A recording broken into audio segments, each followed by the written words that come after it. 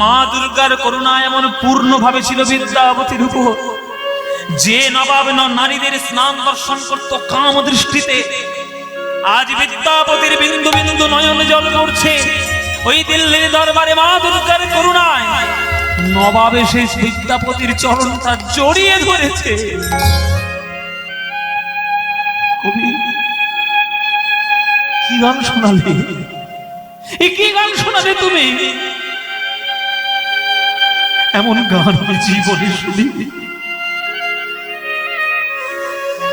এতদিন পর্যন্ত নারীদের স্নান দেখতাম কাম দৃষ্টিতে, এমন গান আপনি শোনালেন আমার হৃদয়ের মধ্যে এবার প্রেমের ধারা বইছে। কাম আর প্রেম আকাশ পাতাল পার্থক্য বাবা। আত্মেন্দ্রিয় প্রীতি বাঞ্ছা তারে বলি কাম, কৃষ্ণেন্দ্রিয় প্রীতি ইচ্ছা ধরে প্রেম নাম। জাগতিক যা কিছু করবেন নিজ ইন্দ্রিয় চরিতার্থ করার জন্য সব কাম। কেবলমাত্র পরম পুরুষ প্রকৃতির সর্বর্ধে আমার প্রকৃত পুরুষোত্তম ভগবান কৃষ্ণকে সুখী করার জন্য যা করবেন সবই প্রেম। আজ সেই প্রেমে বিদ্যাপতি জয় করে নিলেন দিল্লির দরবার। শুনুন বিদ্যাপতি, আপনার মতো কবি যে দেশে জন্ম নেয় সেই দেশের রাজার রাজ্যের প্রাণদণ্ড দেওয়া আমার মতো নবাবের অওকাত নেই, যোগ্যতা নেই। তাই আমি রাজ্যে ঘোষণা করলাম এই রাজ দরবারে 2 বছরের খাজনা তো দেয়নি, সেটা মুকুব করে দিলাম। আগামী আরো 3 বছর কোনো খাজনা মিথিলা থেকে নেওয়া হবে না, এটাও আমি আজকের ঘোষণা করে দিলাম। শিব সিংহ মুকুব হয়ে গেল। ইতিহাসে কখনো এমন কোন ঘটনা ঘটেনি যে একটা কবি গিয়ে রাজনীতি করে একজন রাজার প্রাণদণ্ড মুকুব করে নিয়ে চলে এসেছে, আজ পর্যন্ত হয়নি। বাড়িতে ফিরে এসে শিব সিংহ চরণটা জড়িয়ে হাউ হাউ করে কাঁদছে যে আপনার মতো কবি আমার দেশে জন্ম নিয়েছে, আমার দেশের প্রতিটি ধূলিকণা ধন্য হয়ে গেছে। আপনার কাছে এই শিব সিংহ রাজ্য চিরকাল ঋণী থাকবে। আপনাকে আর রাজসভায় আসতে হবে না, আপনি বাড়িতেই থাকুন। আপনার পরিবারের সকল দায় দায়িত্ব সব আমরা গ্রহণ করব। প্রাণ ভরে শুধু আপনি সাহিত্য রচনা করুন, জগতে আরো রাধা গোবিন্দের প্রেমের গান রচনা করুন। সমস্ত দায় দায়িত্ব আমাদের থাকবে, টাকা পয়সা সব এখান থেকে যাবে, কোনো চিন্তা নেই। ওই যে বলে উপরওয়ালা জব দেতা হে দেতা ছাপ্পাড় ফাড় কে। এই কথাটা এসছে কোত্থেকে? এই কথাটা তো এসছে গীতার থেকে। গীতায় কৃষ্ণ একটা শ্লোক বলেছি বাবা, অনন্যস চিন্তয়ন্তমাং যে জন পর্যুপাসতে তেষাং নিত্যাভিযুক্তানাং যোগক্ষেমহম্যহম। অনন্য চিত্ত সহকারে যে আমার নাম করবে, ভজন পূজন মনন করবে, তার যেটুকু দরকার সেটা তো আমি দেবই, যেটা তার কখনো প্রয়োজনই নেই সেটাও আমি তাকে ভুরি ভুরি দিয়ে দেব। হ্যাঁ, বিদ্যাপতি বিবাহ করেছিলেন যে মেয়েটির সঙ্গে, তার নাম মহামায়া দেবী। মহামায়া দেবীর সঙ্গে বিবাহ করলেন। বাড়িতেই তার সাহিত্য রচনা, একের পর এক সৃষ্টি তিনি যেভাবে করে গেছিলেন সে সৃষ্টি আজ পর্যন্ত অমর হয়ে রয়েছে। আর কারোর কাছে অমর হয়ে থাকবে না থাক বাবা, আমাদের বৈষ্ণব জগতে কীর্তন যারা করে তাদের কাছে থাকবেই। কারণ আমরা যারা গান গাই তারা বিদ্যাপতিকে সর্বশ্রেষ্ঠ মাথার উপরে রাখি। আধুনিক কালের কবি হিসেবে আমাদের রবীন্দ্রনাথ ঠাকুর যেমন সর্বশ্রেষ্ঠ, তখনকার দিনে বিদ্যাপতির দিনে বিদ্যাপতি ছিলেন সর্বশ্রেষ্ঠ। তার গান জনে জনে বর্তমান, আর মহাপ্রভু তার গান শুনতে অত্যন্ত পছন্দ করতেন। সকালবেলায় বসে কবিতা লিখছে, সাহিত্য রচনা করছে, হঠাৎ দরজায় টোকা পড়েছে। কে কে? কে তো ভালো ঝামেলা সৃষ্টি হচ্ছে, কথা কয় না, কিছু কয় না, টক টক টক টক করে যায়। কে গো? ও স্বামী, দেখো না বাইরে কে আছে। ঠিক আছে, দরজা খুলে দেখছি।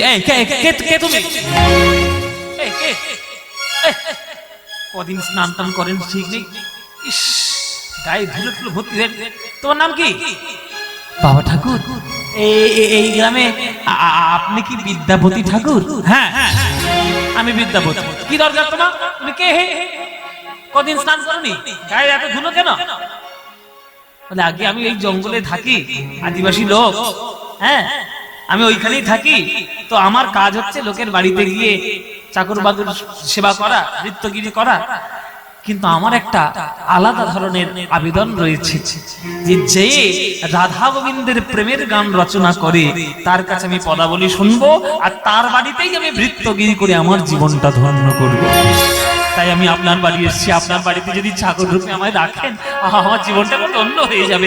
এই দয়া করুন না, এই পায়ে পড়ি আপনার। এই তো জুড়ে বসলো, খাটের উপরে উঠে পড়ছে। তোমার নাম কি? আমার নাম উগনা। হ্যাঁ এবার কি না ওই রকম না, আজ আমার নাম থাক না থাক। উগনা, উগনা নামটা যেন কেমন কেমন বাস। এই নাম হোক কেমন থাক। আচ্ছা ঠিক আছে, তোমার নাম উগনা। তুমি কি চাও বাবা? বলে আমরা বাড়িতে থাকবো, চাকর বৃত্তি করবো। এই দাঁড়াও, আমি বললে হবে না, গিন্নি। ওই যে বললাম গিন্নি, সব গিন্নি না, অনুমতি না দিলে হবে না। ও গিন্নি, হ্যাঁ ও গিন্নি, বলেন বলেন বলেন। বলি এটা কাজকর্মের জন্য একটা চাকর বাকর রাখলে হয় না? চাকর রাখলে হয়, পয়সা নেই কিন্তু। এত পয়সা দিচ্ছে রাজবাড়ি থেকে, তো পয়সা নেই। এটা তো আমাদের স্বভাব বাবা। আমাদের জগতে কাদের অভাব সব থেকে থাকে না জানেন? যাদের বেশি আছে। দুজন জগতে রয়েছেন যাদেরকে বাদ দিয়ে বাকি সবারই অভাব।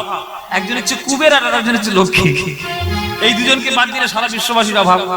এই জন্য বলে না, রাজার হস্ত করে সমস্ত, কাঙালের ধন চুরি, আমাদের গুরুদেবের কথায়।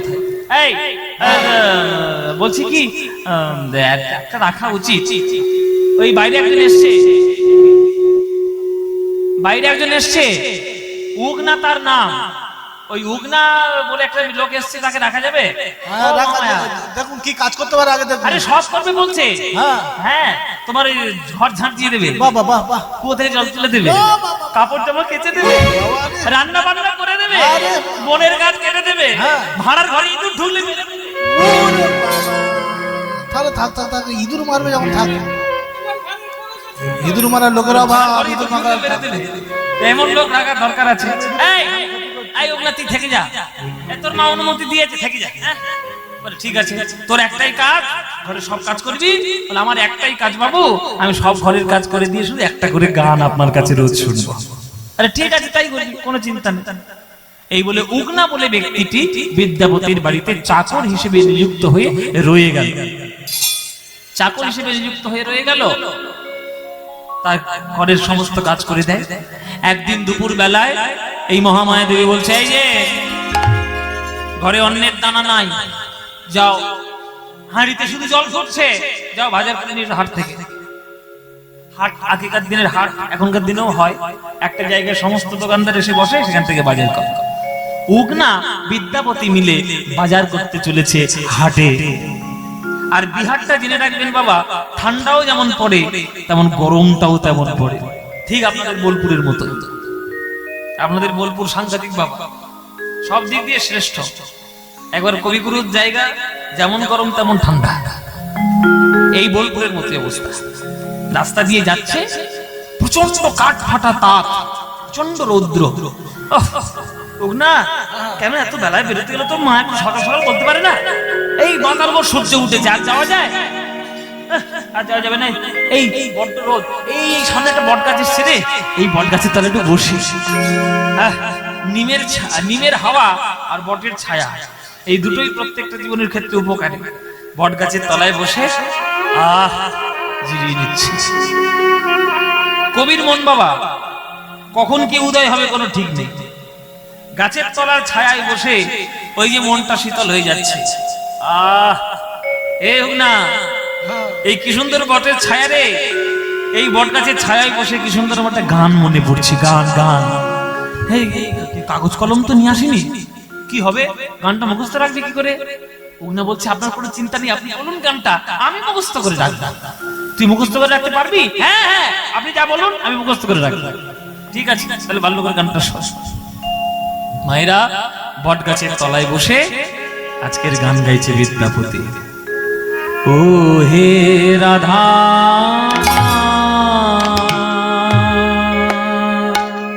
ও মাধব হে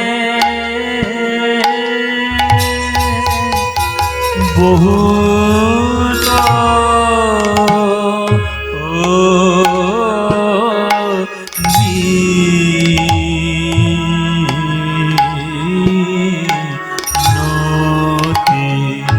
বহুত মিনতি করু তো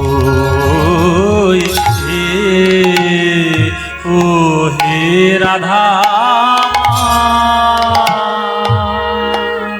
ও মাধব এই নিবেদন তব পায়ে চরণ ছাড়া করো মধ্যম দশ সীতা করো না হে নিবেদন তব পায়ে চরণ ছাড়া করো না হে নিবেদন তব পায়ে আমি ওই চরণে শরণ নিলাম নিবেদন তব পায়ে চরণ ছাড়া করো না হে নিবেদন তব পায়ে চরণ ছাড়া করো না হে নিবেদন তব পায়ে চরণ ছাড়া করো না হে নিবেদন তব পায়ে ও হে রাধা মাধব ও হে রাধা মাধব। এই গানটা মহাপ্রভুর অত্যন্ত প্রিয় গান ছিল, খুব প্রিয় গান বাবা। যখনই জগন্নাথকে দেখতেন, জগন্নাথকে দেখার সময় এই গানটা মহাপ্রভু গাইতেন আর অঝোর নয়নে কাঁদতেন। দেই তুলসী তিল আমি দেহ মন সমন পলু ওগো দয়া জনি ছোড় বিময় হে মাধব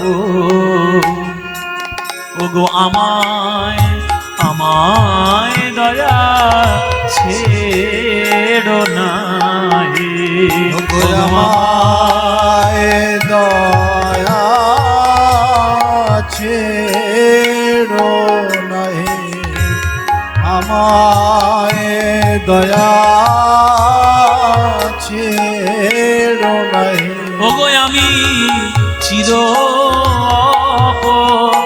অপরাধী বলে আমি ওই চরণে শরণ নিলাম। আমি চির অপরাধী বলে ওই চরণে শরণ নিলাম। চির অপরাধী বলে আমার চরণ ছাড়া করো না হে চির অপরাধী ওই জন্মের মতো শরণ নিলাম হরি হরি হরি বলে জনমের মতো শরণ নিলাম হরি হরি হরি বলে জনমের মতো শরণ নিলাম হরি হরি হরি বলে ওগো আমায় দয়া ছেড়ো না হে। আপনারা এখানে যারা গান শুনছেন হাত তুলে আমার কাছে একটা সত্যি কথা বলুন তো, ভগবানকে আপনারা কি দিয়েছেন? ভগবানকে কি দিয়েছেন?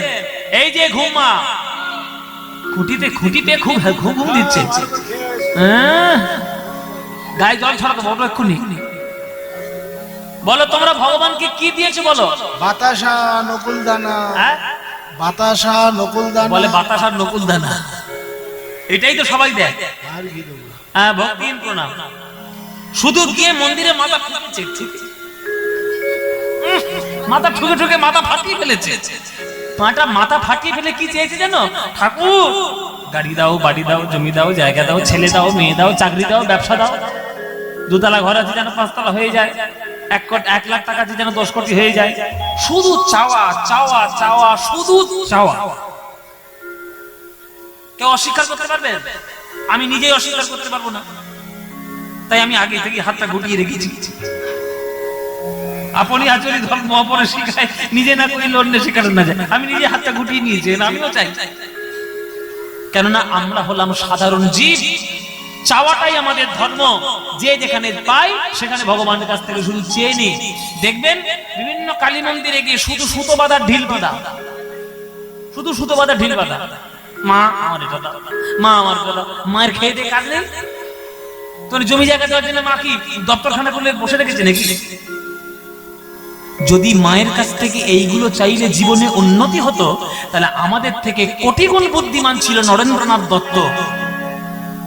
সে চেয়ে নিত যেমন গাড়ি দাও, বাড়ি দাও, কলকাতার যেন পুরো কলকাতার মালিক আমি হতে পারি, পুরো পৃথিবীর মালিক। চেয়েছে? চাইনি। যেটা চাইলে দুদিনের জন্য ফুরিয়ে যায়, ভগবানের কাছে সেটা চেয়ে কি হবে বাবা? যেটা চাইলে জীবনের পরমার্থিক উন্নতি হয়ে যায়, যেটা চিরকালের মতো স্থায়ী হয়ে যায়, সেটাই চাইতে হয়। তাই বিবেকানন্দ সেটাই চেয়েছিল, মা আমায় জ্ঞান দাও, ভক্তি দাও, প্রেম দাও, বুদ্ধি দাও, বিবেক দাও, শক্তি দাও, শ্রদ্ধা দাও। এটাই চাইতে হয়। তাই আমি আপনাদের কাছে হাত জোড় করে বলি, ভগবান আপনাকে কর্ম করার ক্ষমতা দিয়েছে। কর্মণ্যেবাধিকারস্তে মা ফলেষু কদাচন মা কর্ম ফল হেতুর্ব মা সঙ্গস্তরি কর্মণি। গীতার কথা। কর্মটা করো, ফলের চিন্তা করো না। যে যে কাজ পেয়েছো সেই কাজটা ঠিকভাবে করো। তোমার যতটুকু যোগ্যতা, তোমার কপালে যতটুকু আছে সেটা তুমি পাবে, যদি কাজটা ঠিক মতো করে করো। কাজের নাম ভাসে নেই, শুধু ফলের চিন্তা হবে না। ভগবান আজকে প্রশ্ন করছে, কিরে তুই আমায় ডাকছিস, কি দিয়েছিস সারা জীবন তুই আমাকে? তখন ভক্ত বলছে, আমি তো কিছুই দিতে পারিনি, তাই দেওয়ার জন্য আজকে আমি এসেছি। দেই তুলসী তিল, দেহ মন সমর পলু, দয়া জনি ছোড়ো দিব।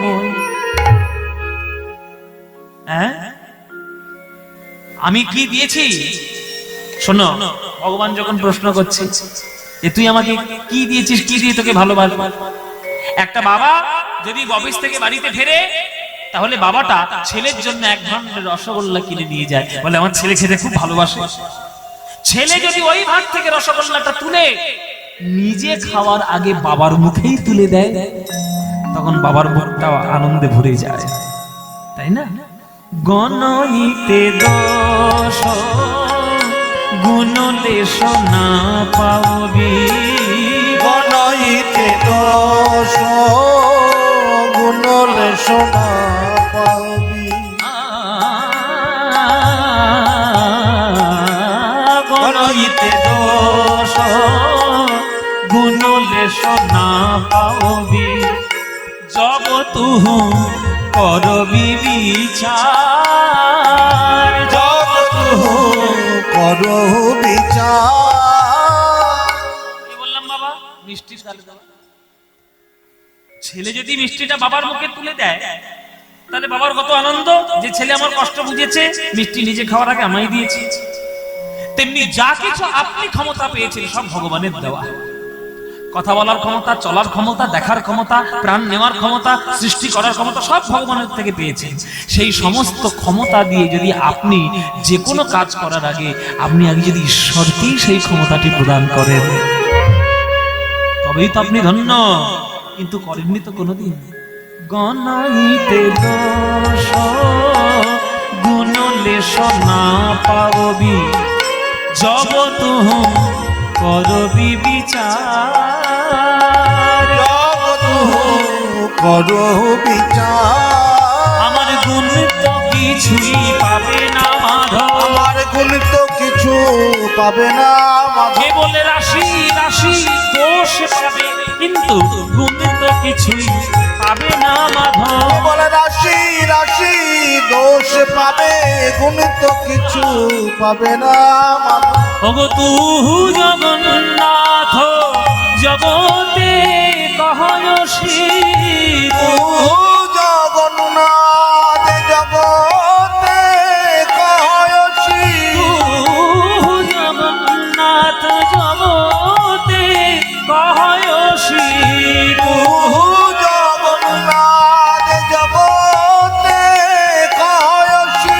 জগবাহির নহমই ছাড়, আমি তো জগৎ ছাড়া নই হে। প্রভু আমি তো জগৎ ছাড়া নই, ওগো আমি তো জগৎ ছাড়া নই হে। প্রভু আমি তো জগৎ ছাড়া নই। তুমি যদি জগন্নাথ হবে, তাহলে আমি তো জগৎ ছাড়া নই হে। তুমি যদি জগন্নাথ হবে, আমি তো জগৎ ছাড়া নই। চুপ কর।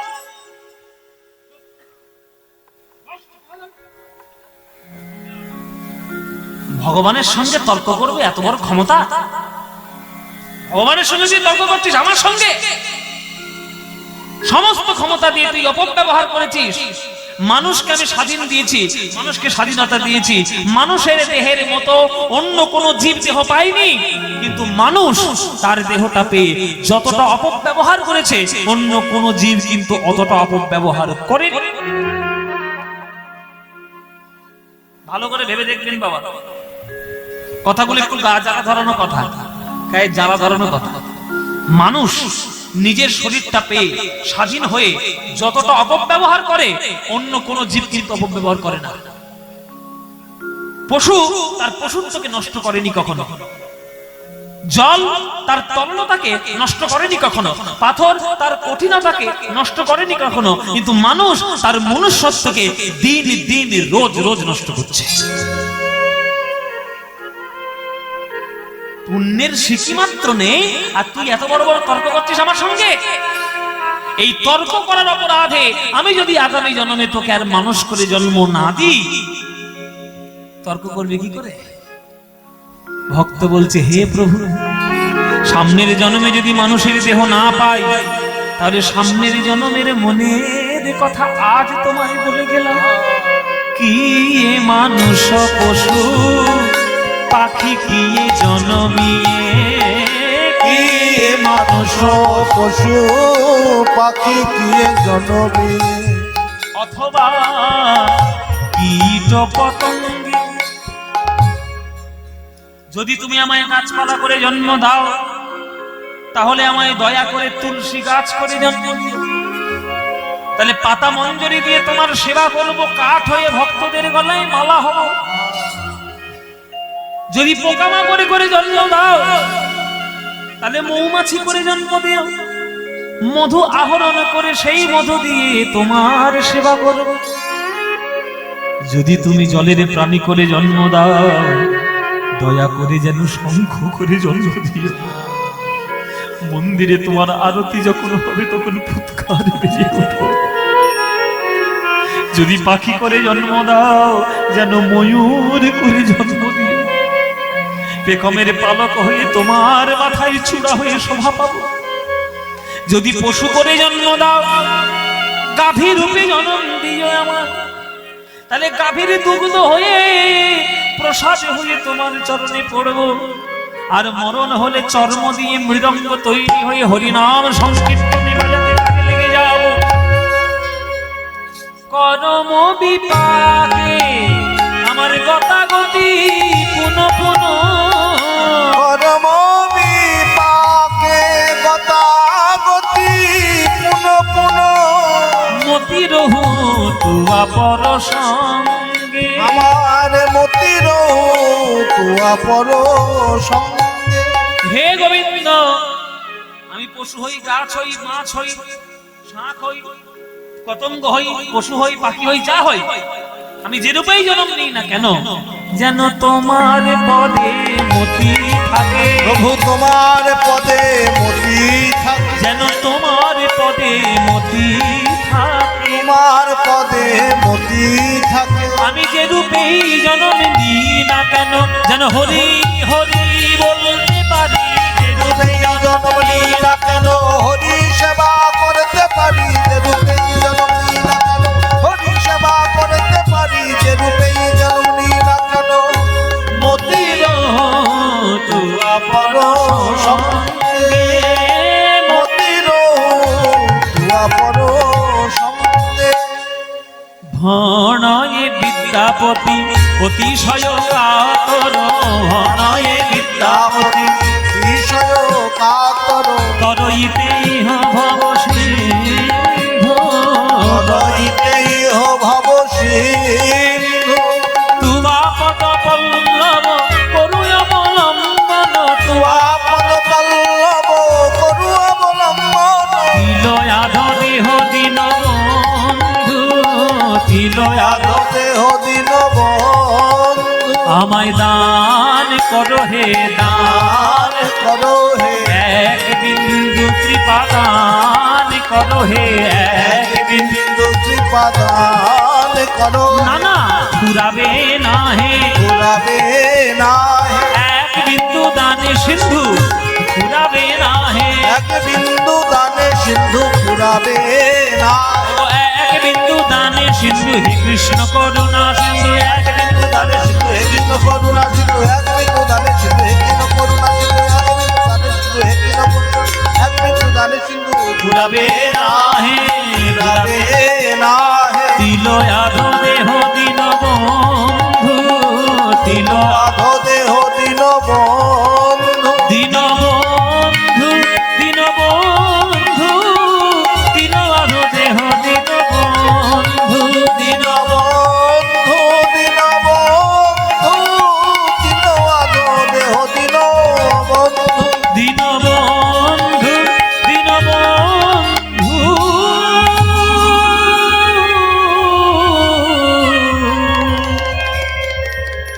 তিলয়াধ দেহ দিন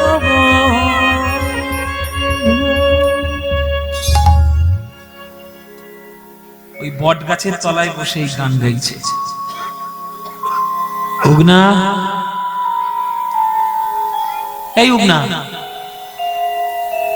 উগনা এই উগনা কে কে কে কে মারা কে কি রে তোর কি মাথা টাথা খারাপ হয়ে গেল নাকি কোথায় সমাধিস্থ হয়ে গেছিলিস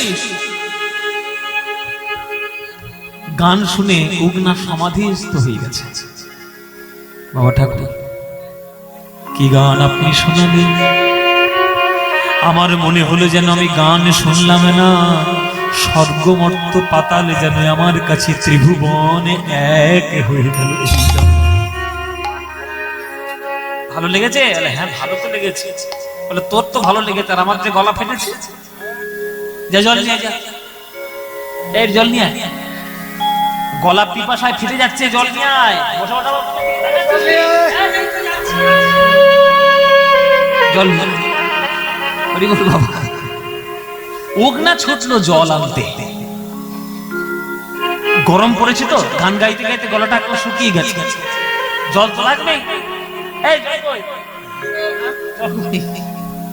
জল আনতে যাচ্ছে একটু দূরে মানে যে বট গাছের তলায় বসেছিল একটু দূরে একটা ঝোপ জঙ্গল ছিল ঝোপঝাড় সেইখানে উগনা ঢুকলো একটু পরে হাতের মধ্যে একেবারে টলটলে পরিষ্কার জল নিয়ে এসে হাজির করেছে এই নিন বাবা ঠাকুর জল পান করুন বাবা ঠাকুর জল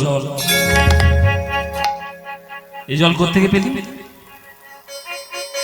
কোত্থেকে আনলি এই জল জলের আধার না জেনে আমি জল পান করবো আমি এই অঞ্চলের মানুষ না কোথায় ডোবা কোথায় পুকুর নদী খাল বিল সব আমার জানা তুই ঝোপটার মধ্যে ঢুকলে ঝোপের মধ্যে কোথায় তুই জল পেয়েছিস এইরকম তো ঝোপের মধ্যে আমাদের আশেপাশে কোথাও জল টল পাওয়া যায় না তুই পেলি কোথায় কোথায় গাছ কিভাবে তুই আনলি পরিষ্কার উত্তর না দিলে আমি জল পান করব না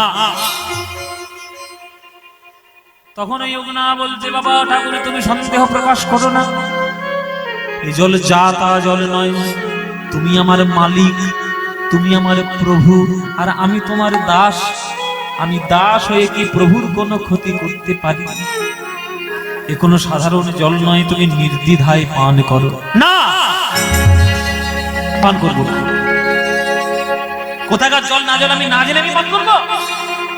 তুই কোন জাতের লোক, তুই কোন জাতের ছেলে তাকে আমি জানি। কিছু মনে করবেন না বাবা, আগেকার দিনে জাতপাতের বিচার ভীষণ ভাবে ছিল। বল তুই জল কোথা থেকে এনেছিস? যতবার বলছে পান করুন কিছুতেই পান করবে না, যতবার বলছে পান করুন কিছুতেই করবে না বিদ্যাপতি জেদি।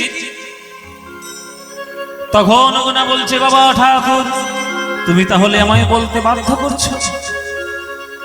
ভালো করে শুনে নাও বাবা ঠাকুর, এই জল আমি যেখান সেখান থেকে আনি নাই। এই যে শুদ্ধ গঙ্গা জল নির্দ্বিধায় পান করতে পারো, এই জলে আমি মাথা হতে এনেছি। মাথা হতে এনেছি, এই জলে আমি মাথা হতে এনেছি। জল মাথা হতে এনেছি। এই যে শুদ্ধ গঙ্গা জল মাথা হতে এনেছি। এই যে শুদ্ধ গঙ্গা জল মাথা হতে এনেছি। ওগো এই যে শুদ্ধ গঙ্গা জল তুমি নির্দ্বিধায় পান করো।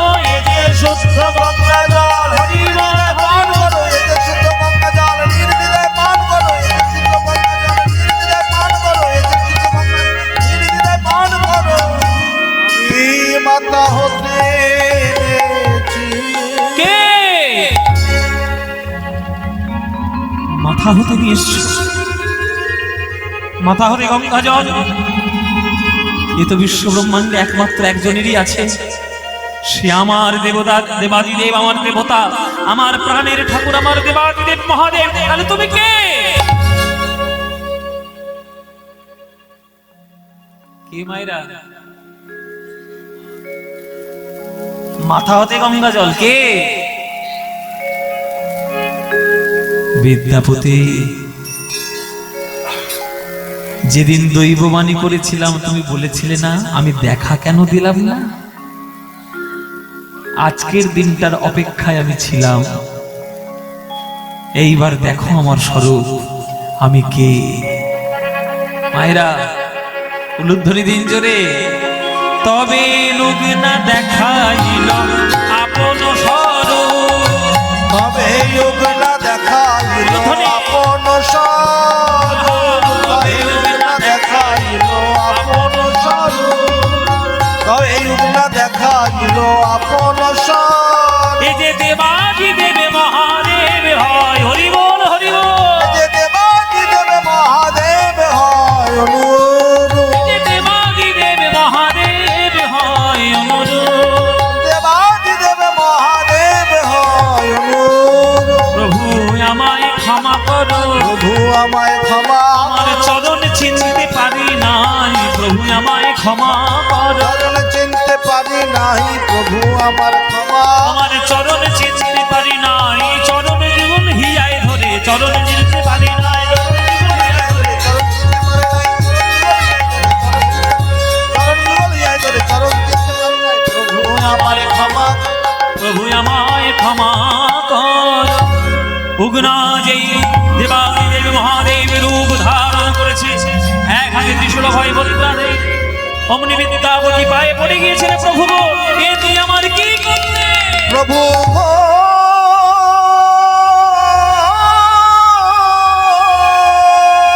প্রভু কি অপরাধ আমি করেছি, কি অপরাধ আমি করেছি যে আমার ঘরে তুমি আমার চাকর হয়ে তুমি আমার হয়ে গেলে? প্রভু না জেনে না বুঝি কত কটু কথা বলেছি, কত অত্যাচার করেছি, চাকরের মতো ব্যবহার করেছি। বিদ্যাপতি, ছেলের সংসার কি বাপের সংসার নয় রে? রোজ একটা করে গান লিখতে, সেই গান আমি কৈলাস থেকে শুনতাম। লোভ আমি সামলাতে পারিনি, আমি তোর বাড়িতে চাকর হয়ে এসেছি। তোর বাড়িতে আমি চাকর হয়ে এসেছি। ওরে বিদ্যাপতি, তাতে তোর কোনো পাপ নেই। তুই যেন আমার স্বরূপ কাউকে বলে দিস না। প্রভু, আমি কি করে সহ্য করবে এইবার? জানতাম না ঠিক ছিল, কিন্তু যখন একবার জেনে ফেলেছি আমার দেবাদিদেব মহাদেব তুমি, আমি কি করে আমি চাকর রূপে তোমায় রাখবো? রাখতেই হবে বাবা। তুই যদি না রাখিস আমি তো চলে যাব, কেননা স্বরূপ প্রকাশ করে তো এখানে থাকা যাবে না। বল, তুই তোর স্ত্রীর কাছে কিচ্ছু বলবি না? আমাকে কথা দে। চোখের জলে বিদ্যাপতি কথা দিল। বাড়িতে ফিরে এসেছে বাজারে না করে। এইসব ঘটনা ঘটলে আর বাজারের কথা চিন্তা থাকে? মহামায়া দেবী গিন্নি, সংসারী মানুষ। এই না, বাবুর সঙ্গে জমিদারি পেতেছিলিস বাজারে? চাল কই? সকাল থেকে হাঁড়িতে জল ঢুকছে। যা বাজারে যা, যা বাজার করে নিয়ে যা। গিন্নি মা তোকে আদেশ দিচ্ছে যা বাজার। মহামায়া, এ কি ব্যবহার? কেমন ভাবে কথা বলছে? আরে চাকরের সঙ্গে চাকরের মতো কথা বলছে। আবার নতুন কি? যা যা, যদি না যা এই লাঠি তোর পিঠে ভাঙবো, যা। এই বলে ঘরের পাশে পড়েছিল বাঁশের লাঠি। সেই লাঠি নিয়ে যেই মারতে গেছে এই উগনার পিঠে, সঙ্গে সঙ্গে এসে বিদ্যাপতি মহামায়ার হাতটি ধরেছে। মহামায়া, কি করছো? কার গায়ে হাত তুলছো তুমি? জানো কে? আজকে সকালবেলায় কার মাথায় বেল পাতা দিয়েছিলে? কার মাথায় গঙ্গা জল ঢেলেছিলে? রোজ ঠাকুর ঘরে গিয়ে যার মাথায় গঙ্গা জল ঢালো, সেই গঙ্গাধর আমার দেবাদিদেব মহাদেব। এই উগনা হলো আমাদের কুলের ভগবান। প্রভু,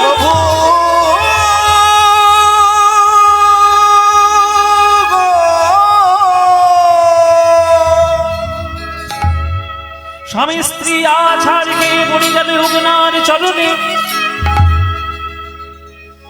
নয়নের জলের বিন্দু দিয়ে দেবাদিদেব মহাদেবের চরণ।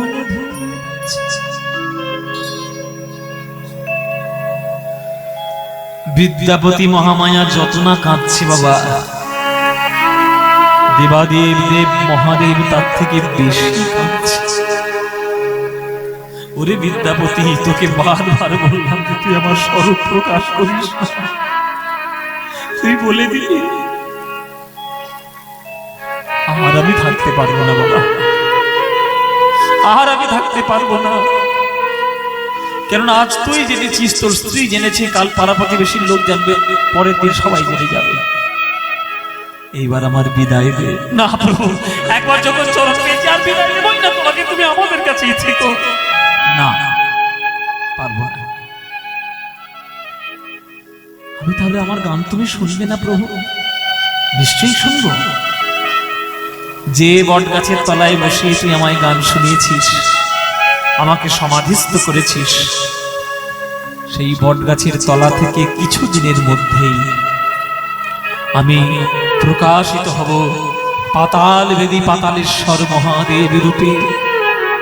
আর এই মহাদেব রূপে প্রকাশিত হয়ে তুই রোজ ওই শিবলিঙ্গের কাছে একটা করে গান শুনিয়ে আসবি।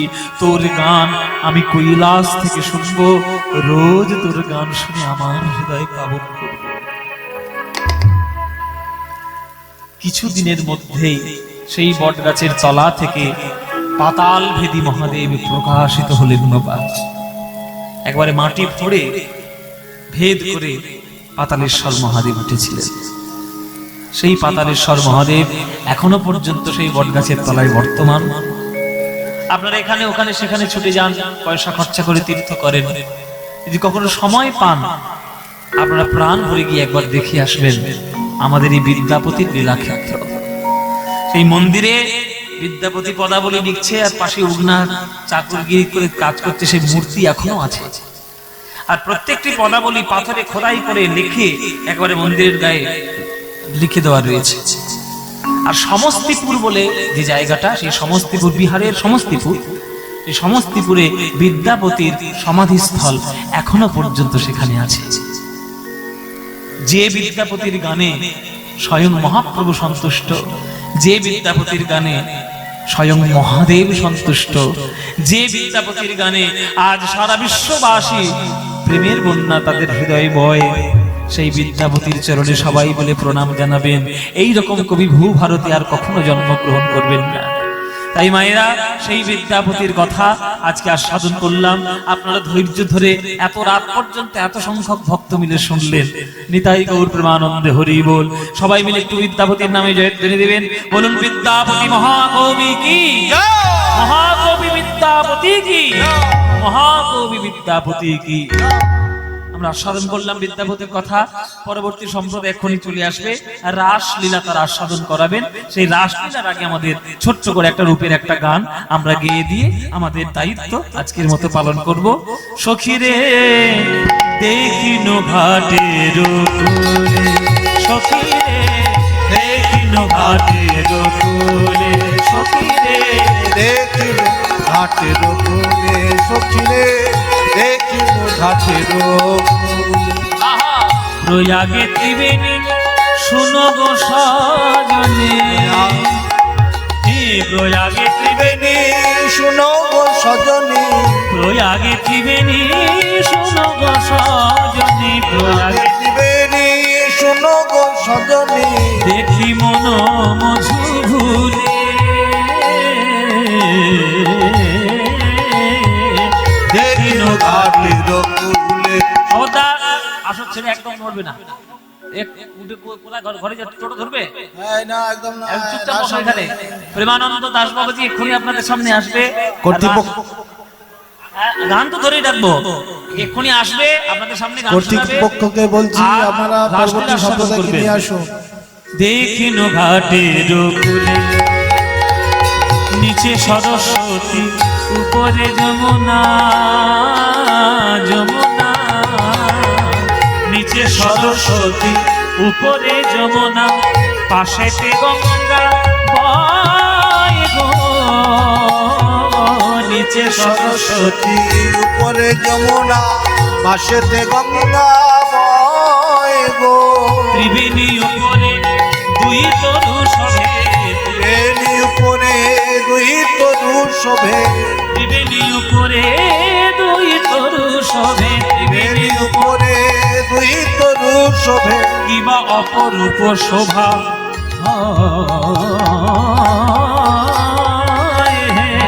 দেখিনো ঘাটের কোলে, সখীরে দেখিনো ঘাটের কোলে, সখীরে দেখিনো ঘাটের আহা কহে শ্যামানন্দে মনের আনন্দে, কহে শ্যামানন্দে মনের আনন্দে, কহে শ্যামানন্দে মনের আনন্দে, কহে শ্যামানন্দে মনের আনন্দে, কিবা অপরূপ শোভাতায় শ্যামের চরণ জিনিয়া ভুবন, শ্যামের চরণ জিনিয়া ভুবন, শ্যামের চরণ জিনিয়া ভুবন, শ্যামের চরণ জিনিয়া ভুবন, জগ জনমন লোভে, দেখিনু ঘাটের কুলে সখীরে, দেখিনু ঘাটের কুলে সখীরে, দেখিনু ঘাটের সখীরে, দেখিনু ঘাটের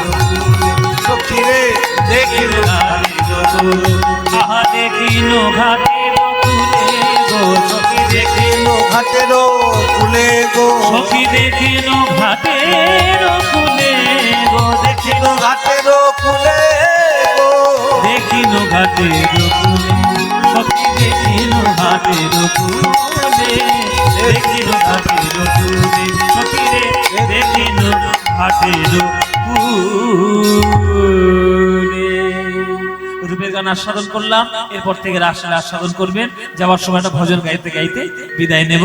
অচ্যুতম কেশবম কৃষ্ণ দামোদরম, অচ্যুতম কেশবম কৃষ্ণ দামোদরম, রাম নারায়ণম জানকী বল্লভম, राम नारायणं जानकी वल्लभं राम नारायणं जानकी वल्लभं राम नारायणं जानकी वल्लभं कौन कहते हैं भगवान आते नहीं कौन कहते हैं भगवान आते नहीं कौन कहते हैं भगवान आते नहीं कौन कहते हैं भगवान आते नहीं तुम मीरा के जैसे बुलाते नहीं तुम मीरा की जैसे बुलाते नहीं हाँ तुम मीरा के जैसे बुलाते नहीं तुम मीरा के जैसे बुलाते नहीं अच्युतम केशवम कृष्ण दामोदरम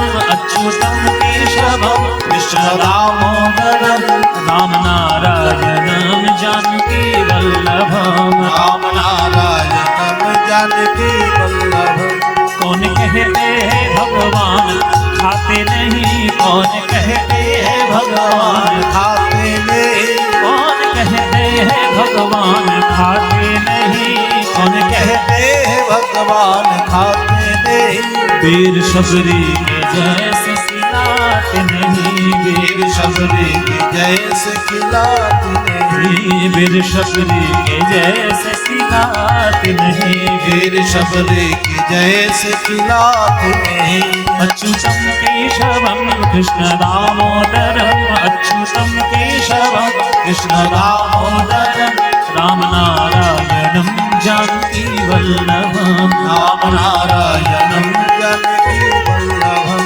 राम नारायणं जानकी वल्लभं राम नारायणं जानकी वल्लभं कौन कहते हैं भगवान नाचते नहीं कौन कहते हैं भगवान नाचते नहीं कौन कहते हैं भगवान नाचते नहीं कौन कहते हैं भगवान नाचते नहीं गोपियों की तरह तुम नचाते नहीं गोपियों की तरह तुम नचाते नहीं हाँ गोपियों की तरह तुम नचाते नहीं गोपियों की तरह तुम नचाते नहीं अच्युतम केशवम कृष्ण दामोदरम अच्युतम केशवम कृष्ण दामोदरम राम नारायणं जानकी वल्लभं राम नारायणं जानकी वल्लभं राम नारायणं जानकी वल्लभं कृष्ण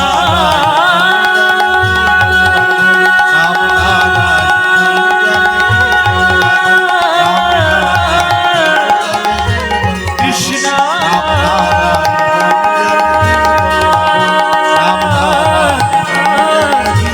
हरे कृष्ण हरि